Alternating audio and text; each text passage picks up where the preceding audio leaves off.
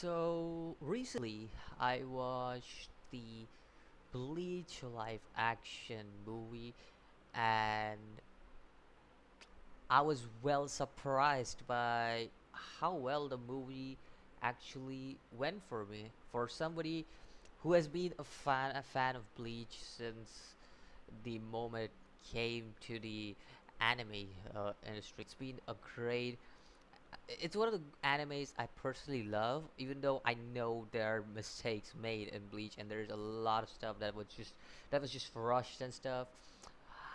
Uh, I've been a fan of Bleach for quite a while, and even now, and I would say this movie was pretty well adapted, and it stayed close. I would not say it was the same as the anime or the manga, but it did stay close to what Bleach was actually. But there were some problems, and I'll not deny it. So, what I'm gonna go through, and spoilers ahead for anybody who wants to watch the movie, but what I'm gonna go through are the good parts and what about I liked about Bleach, and basically what I did not like about Bleach. So that's basically what I'm gonna go through and discuss about in this video. That's basically what I'm gonna talk about in about Bleach Live Action in this video. Not gonna go. I'm just gonna say simple stuff like I always do in my review and stuff, but instead this is gonna be about the movie I watched. Now let's go simply with the start of the live action movie. Uh, First of all, let's talk about the characters. So Ichigo, I think so. His voice actor did a great job with him acting. Arukia was alright in my opinion. So I think so. Both the actors of Rukia and Ichigo did a pretty good job about them. Now let's talk about the characters that was sidetracked in this movie. That was bad. They didn't have much to do, but to be honest, I like the design.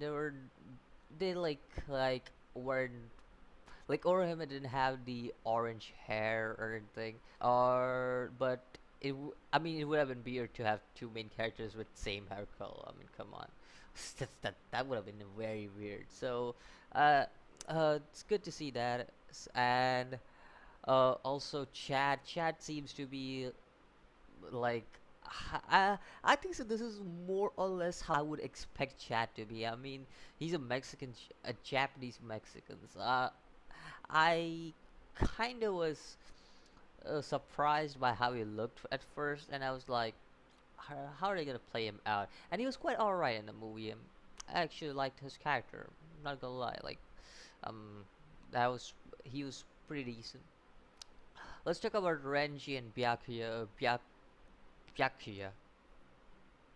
Jeez, Jesus, I don't know why I took that much time, but let's talk about Renji and Byakuya. Renji, I think so. I could accept Renji, but in my opinion, at least for me, I don't know about you guys, but I, I just felt a little cringy while watching Renji. Like that was a little cringy for me to watch Renji because the way he was very, very much like just, like this moment where he was just like licking his lips and stuff. It's like moving his tongue out and stuff. So it was weird for me to personally watch that. Like it felt weird to watch him do so like that. So I think so. It was kind of weird there. And Byakuya was quite interesting. I think so personally. I like Byakuya's character very much. Like I don't know why, but it's just I personally, I think so. Byakuya has actor hit the notes pretty well in my opinion, and I just like this character way better than the anime. I don't know about you guys, but personally, I like the character from the anime. I liked it much better over here, the way he was portrayed and stuff. So pretty cool. Now let's get into the movie. The movie was centered around the uh first arc that was uh the Grand Fisher thing. But what they also did was added in the twist of using Byakuya and Renji, and I actually like this movie more than the first arc of the anime, because literally, literally Ichigo just wants to live his life. That's basically it, and I actually accept that. Like, I accept this Ichigo because he just wants to be freed. He just wants to live his life rather than the Ichigo what we see in the anime, who's just like hunting hollows and stuff, and is actually becoming a quote unquote substitute soul reaper, like an actual soul reaper, like he's slowly converted into one. So rather than seeing that, I think so this was the most realistic approach they could take to Ichigo, where he's basically he just wants to go back to his normal life the way he was. And I actually liked that a lot about this movie, like how they took the approach of Ichigo in this movie. Now, that out of the side, let's also talk about the whole situation with the confrontation and stuff, and how it was different from the anime manga slash manga and the live action. Now, I think so. The live action portrayed the confrontation. This is one of the reasons why I like the live action way more than the anime's arc. Because uh, one of the things that made the confrontations kind of cool. The first confrontation when Renji just shows up out of nowhere in front of Ichigo and he's just questions him and he's like, you're the person who took Rukia's soul reaper powers away." And it was pretty cool to see that moment because in anime, Renji and Byakuya just show up out of nowhere because they just locate uh, like Rukia running away from Ichigo, and Rukia just like it's completely different. But here Renji knows that like Renji found Ichigo rather than finding Rukia running away or something like that. But rather he just found Ichigo just like he's just going back home, I guess, and then Renji found him, and it's a completely different confrontation. And then also how Uryu just saves Ichigo. Oh, by the way, Uryu's character was, I think so, Uryu's character looked pretty much the same as the anime character. Like it pretty much looked like the portray the way he like had his bangs and stuff. It pretty much looked like Uryu from the anime. I will not even deny it. Like that's the most closest you can get to getting a Uryu. So in my opinion, that's the closest character you could get to Uryu's character. But yeah, I was talking about Uryu's was using his power and stuff. Like you saved Ichigo, you see that? That was pretty cool. And there was no scene where Uryu explains Ichigo about the Soul Reaper thing. Rather, it's just like I want to challenge you and stuff like, and just throws his the thing. I don't know what it was called in the anime or live action, but it throws this thing that attracts hollows, and the challenge begins. But rather, in this challenge, what happens is basically Renji shows up because Uchigo is obviously not strong enough to take on the hollows by himself yet. He needs more training to take on this higher strong hollows. I mean, he was keeping up with the hollow he was fighting, but he was still not good enough. And this is one of the things actually like about this anime, because not anime but live action. I'm sorry. I actually like about this live action because it's no power up bullshit. Like there's no plot armor power up bullshit you get in this live action. Like in anime where Ichigo somehow gets plot armor power over and over again, and that was pretty cool how they portrayed it, and how Ichigo basically like he's showing that he's going up against this hollow, but he's still having a little hard time fighting with this hollow. Pretty cool, in my opinion. That was pretty cool, and they actually showed Rukium and Ichigo training after what Renji and Byakuya's scene had with him, and how he spoke about Grand Fisher and how they have to hunt and stuff. Like I also like how Byakuya was straight up gonna betray Ichigo, like straight up, like it's, it's just straight up, like a heinous act, I know, but nonetheless, Byakuya he doesn't have feelings for humans, but right now, as of right now, but in the future, he does. But right now, he doesn't have feelings for humans, and he's completely like like a cold character, like how he should be, how he should act it, and he straight up know this man is gonna betray Ichigo, straight up like it's just straight after he accepts Ichigo's challenge. It's quite an interesting thing to see. But also, one of the disappointed things about this whole live action, to that later right now. I'm talking about the good things first. So I'll get into what I was disappointed in this live action later. But that's now this is out of the way. Let's also talk about uh, the whole Renji versus Ichigo fight scene. No, I'm not gonna say Grand Fisher and Fisher versus Uryu and Ichigo because I thought that fight was alright. Like I didn't feel much of that kind of impact. But damn, like choreography for Ichigo and Renji's fight, I think so. That was spot on. Like that was pretty spot on. And I also like the reference of the anime where he goes, "You're slow to Renji," right? But he says this to Byakuya in the anime where he's like, "You're slow." So it's a cool reference to the anime, and I to Byakuya if they ever make a sequel, which I think so they should because this movie is pretty good. It's a pretty good live action adaptation and stays pretty faithful to what the anime manga is, but there are some problems with it though, with how it did its stuff and stuff, which I'll get into later. The problems will be solved later. First, let's get into the good parts again.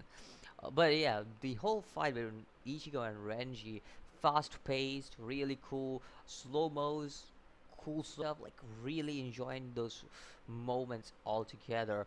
And again, no power up bullshit. It's straight up pure training that Ichigo got from Rukia. It's just pure training. Damn well done with that. Like pure training, straight up pure training. Um, I think so. One of the things that I really like about this movie is how Ichigo's father just nails the performance. Like I think so, he captures the perfect Ishin, and I would like to see if ever they make it in the future. I would like to see a Soul Reaper Ishin, and I would like to see how he goes on to be, like how he plays the role of the Soul Reaper because of how his character is. So yeah. Uh, now most of the stuff I've talked about um there was now okay, I think so I spoke about all the good stuff of this live action, so let's get into the bad stuff and what I disliked about it. So okay, I had problem with how they didn't show Chad or Hime get their powers, but it's understandable. It's a movie, and you only have certain amount of time limit before the movie ends, so you have to cut out a lot of stuff. So I hope if they ever make a sequel, Chad gets his demonic power, his hollow strength, and Hime the um, I forgot what they were. How can I forget? The but yeah, she gets her powers and stuff. So I hope that that happens. And one of the things, one of the most irritating thing about this whole live action for me personally, as a fan of a certain character that is Urahara, I was disappointed with the amount of screen time he got. I was really disappointed, like straight up disappointed by amount of screen time he got. Like I just felt like this man didn't get it the now the amount of screen time he deserves in this movie. Just just because I felt like Urahara was like irrelevant. It felt like Urahara became a very character.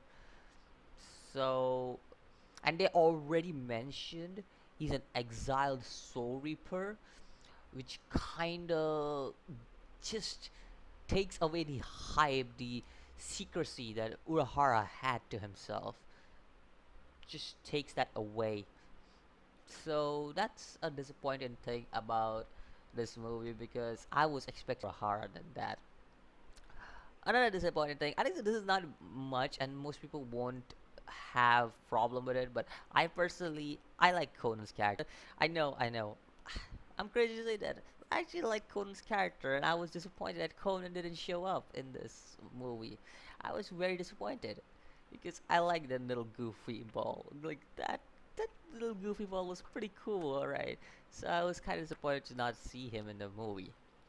Uh, CG.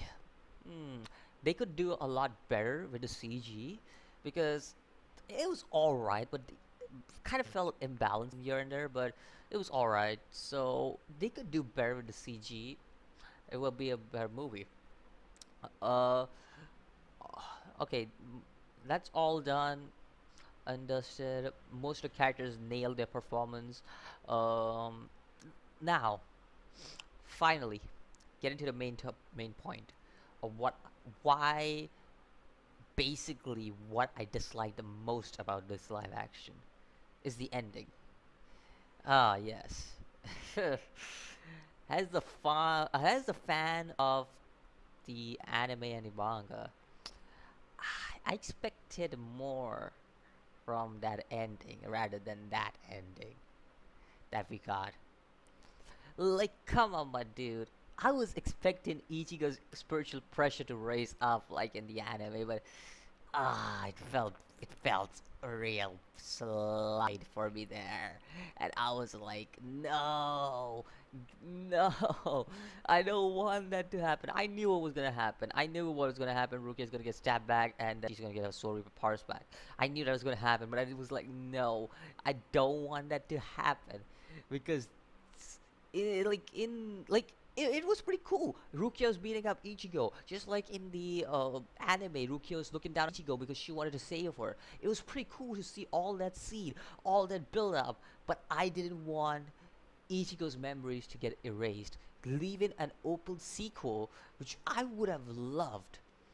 I would have completely loved the open sequel route, and it would have like the characters nailed their performance, no joke. But my only problem, my only biggest problem of this whole live action is the ending, and how it just ended off with Ichigo's memories erased, everybody's memories erased, and Ichigo kind of just looking at books and stuff, and he's like, no, I don't know what, I don't know, like, I feel like something is missing and stuff, and it will be very wank in a way if they ever make a sequel. This will be very distorting to what the anime does because in the anime Ichigo already knows what's happening, and now he's lost his soul reaper powers. So he goes to Urahara to train in the anime. Okay, let me spoilers. In the anime, he basically goes to Urahara to train after he loses his Soul Reaper powers, which Byakuya takes away. And I don't have problem with Rukia taking away her powers back to herself and stuff. No, I don't have the problem with that. The problem is how if they ever make a sequel, how are they executed? Because here's the thing, okay? The director of this live action movie, he strongly wanted a sequel. He said it himself that strongly wants to make a sequel, but depends on the box office. And it was if they ever make a sequel, this ending kind of screws a lot of stuff up that was supposed to be in the anime. So I would like to see how they have because it'll be pretty wonky because of how it'll be because Ichigo suddenly starts remembering stuff and he's like, oh, start remembering stuff and now I can see ghosts again and shit. See hollows and shit.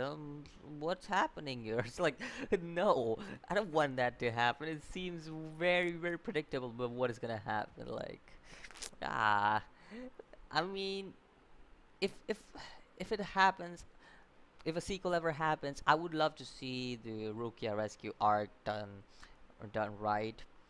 But I don't know if it'll happen or not. If it doesn't happen, it's a good ending. I don't mind this ending, okay? But if they have plan a sequel, this is, I don't know. But anyways, if again, if there's no sequel, this movie was a good live action adaptation because it was most of the things were portrayed well. The characters, they acted pretty well. Each and every character nailed the spot, like completely nailed the character. Like each and every one of those really really liked each character except for Renji, because for me Renji was a little cringe. So I was really that was a little too much for me. Anyways, really like the movie. Most of the parts nailed. Most of the parts of this movie, I would say I actually like the story thing, like the story progression, the story flow much better than in the manga. Again, it just felt better for me. Now you guys may have different opinions. I would like to know what you think about this movie, and if you have watched it yet, and what do you think? Is there a chance there would be a sequel? And if there is, what do you think? Is this ending the right one, or they should have what the anime ended off it, this arc with? So let me know what you think about Bleach Live Action, and I'll see you in the next video. As always, peace.